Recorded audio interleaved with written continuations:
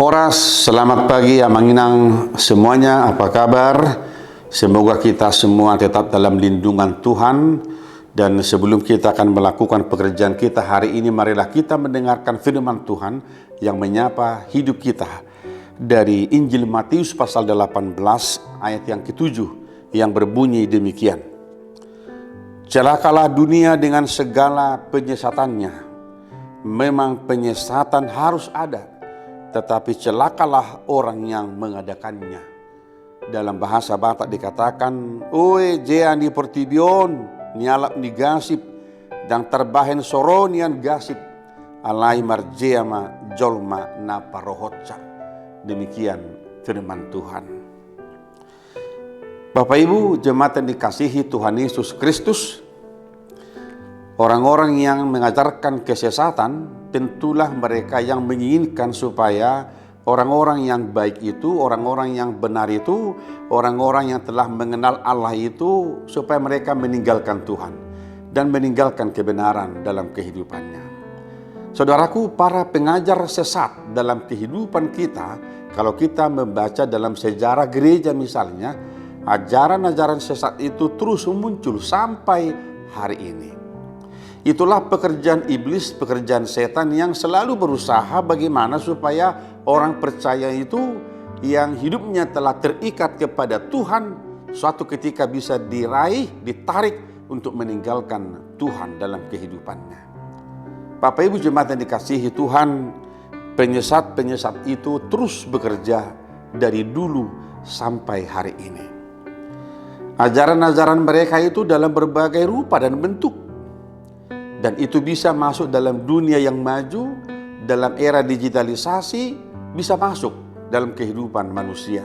Kalau kita tidak mencermati dengan cermat apa yang sedang terjadi di dalam kehidupan kita, dalam lingkungan kita masing-masing. Firman Tuhan berkata hari ini, celakalah dunia dengan segala penyesatannya.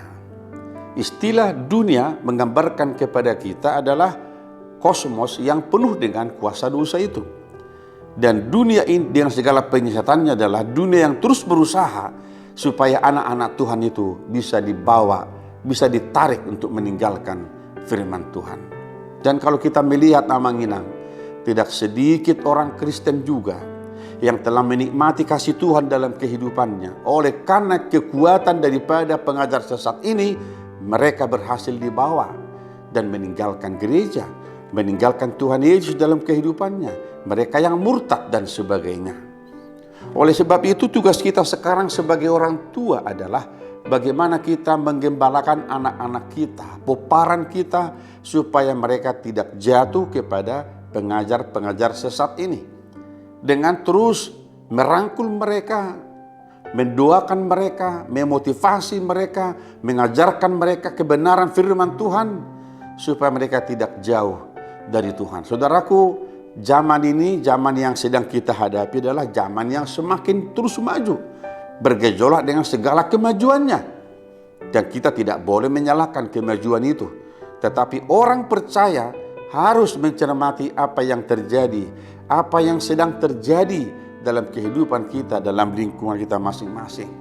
Firman Tuhan berkata memang penyesatan itu harus ada, tetapi celakalah orang yang mengadakannya.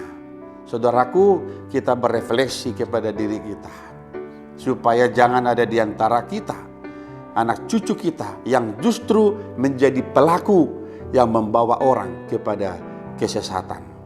Mari kita membentengi anak cucu kita, mengajar mereka selalu supaya tetap mengenal kebenaran dalam firman Tuhan. Mari kita melakukan pekerjaan kita hari ini dengan penuh sukacita, dengan penuh gairah, seraya kita berdoa kepada Tuhan. Semoga apa yang kita lakukan hari ini berkenan di hadapan Tuhan, menjadi berkat sukacita bagi kita.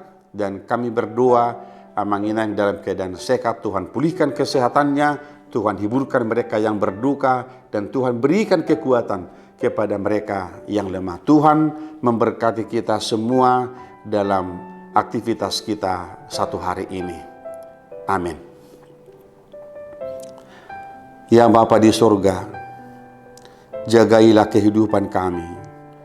supaya kami tidak jatuh kepada kesesatan. Dan mampukanlah kami sebagai orang tua untuk membimbing anak-anak kami, memotivasi anak cucu kami, menggembalakan keturunan kami, supaya mereka juga tidak jatuh kepada kesesatan itu. Mampukan kami Tuhan, supaya kami menjadi pelaku-pelaku firman Tuhan, dan biarlah hidup kami menjadi hidup yang berkenan di hadapan-Mu. Berkati kami hari ini dalam setiap pekerjaan kami. Kami berdoa di dalam Yesus Kristus Tuhan kami. Anugerah dari Tuhan kita Yesus Kristus, kasih setia dari Allah Bapa, dan persekutuan dengan Roh Kudus menyertai saudara-saudara hari ini sampai selama-lamanya. Amin.